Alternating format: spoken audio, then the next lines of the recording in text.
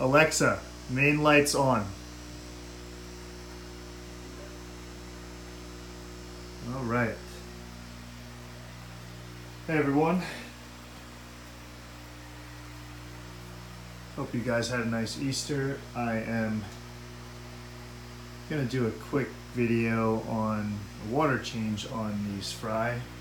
As you can see, got a lot of fry, a lot of little baby fish going on in these tanks, and as you can see, there's a lot of debris. And I changed this tank water this morning, 50%, and this is all that accumulated during the day. So I figured I would show you how I changed the water on my fry tanks, just to give you a little idea as to what's involved. All right. So I have my handy dandy siphon, which is connected to this inline pump right here.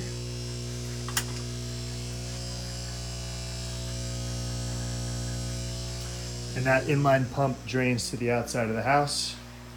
You could probably put it into a tub if you wanted to. As you probably noticed earlier, I utilized Alexa for the lights, and then we actually have it hooked up to connect to the siphon. So let's do that now. Best thing to do when you first start, get your workstation ready.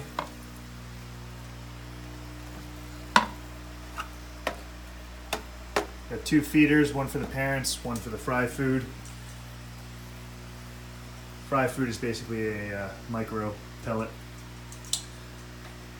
So here's what I'm going to do. I'm going to scare them away a little bit, tap on the glass, to get them to the other side of the tank, and I'm going to start the suction. Alexa, turn suction on. It's going to be loud, so you're not going to be able to hear me talk that well, but open up this valve, the suction is started.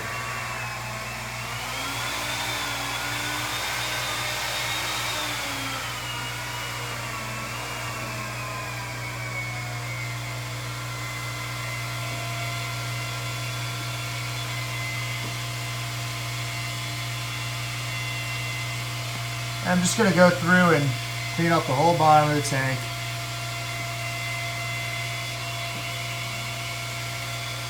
Making sure any fish that come near, scaring away.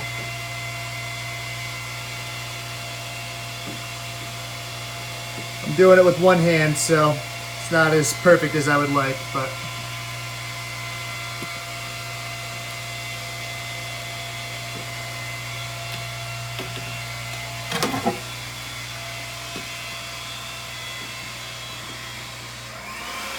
as you can see, they're on this, the fish are on this side of the tank. So is my siphon, so got to be really careful.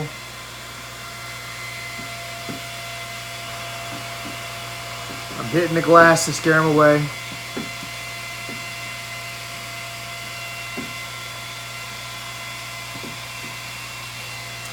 And look, I just cleaned the whole bottom of the tank. I'll let it drain to 50%, and then I'll fill it up.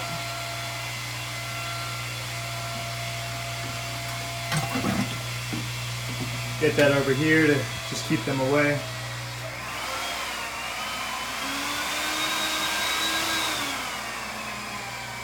Beautiful little fish. It's a pilau red spotted snakeskin, and my father's the usual beast of the room, the batik red spotted snake. And just look at all those fry. Over here, similar story, pilau red spotted snake, and the Jackson Kung eruption discus. They're dark because they're tending their young. Alexa, turn suction off. And it's off. Easy as that. I'll lift this out of the way. Put this in here. Now normally I would do this tank as well, draining both to 50%. As you can see, it's hard to see, but I got little marks on what's 50% on each tank. I'm just gonna fill this tank up now, so you don't have to see me just do the same thing to this tank and do it that way. I have my 55-gallon drums for about 110 gallons. Probably ends up being about 100 gallons, but the residual water staying at the bottom. There's a submersible pump here with float valve. We remove the float valve to maximize the amount of water we're able to use. And inside are heaters connected to these controllers, external heater controllers, which is connected to this power strip. I want to turn off the heaters so that when the water level drops and the heater is exposed, that the element is not exposed to air for too long and cracks. You turn off the heaters, you don't have to worry about anything, and you can drain them completely empty with no issues. My two finger switches right here activate both pumps. This is for the top pump, this is for the bottom pump, and my valves, this one should be closed, basically control the flow of water here. So I want to drain the top, flick it forward, it's going to get loud. Open up the top valve. The light just flicked off. And I'm going to open the left valve. As you can see, it's going to rush in here.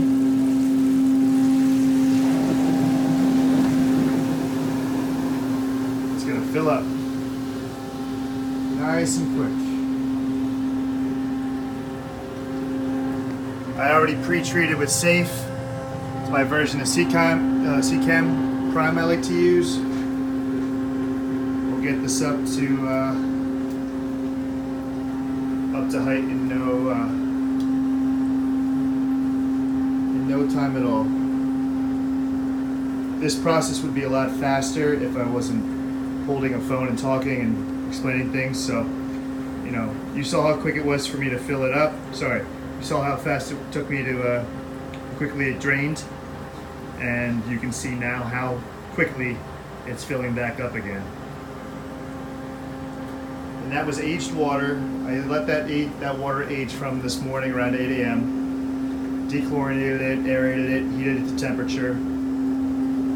I have my external heater controllers over here, middle left, ML middle left. And this is my middle left tank, so I know that the 2829 was matching my thermostat.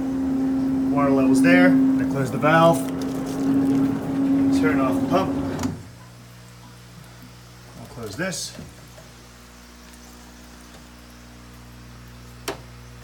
Boom, boom. I'm going to use the rest of this water. It's probably right here right now for that tank. If I was finished my water change and I had drained this and I want to refill it, all I would do is open up this valve. This connects to my main water line, which is located over here, closet. If I open up these valves, this is the hot water valve, so I can control how much hot water mixes with the cold water.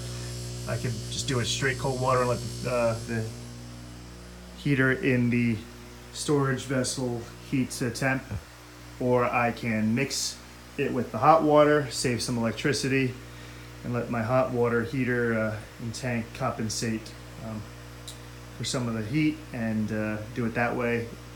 I do find that you run through a lot of hot water if you do it that way. You can run out, so if you need hot water in the house, I don't recommend using too much. So I'm going to go ahead and finish this tank off. Might tackle those two as well. Again, I did this whole rack this morning, but you can see how much debris is in these tanks. Some beef heart chunks have accumulated in the corner and have accumulated in the back there. So I'm going to drain that beef heart waste out because I don't want it to be sitting in the tank overnight. And I have the time, so might as well take care of my fish, right? Okay guys, thanks for watching. Comment with any questions you may have, and stay tuned for the next video. Thanks.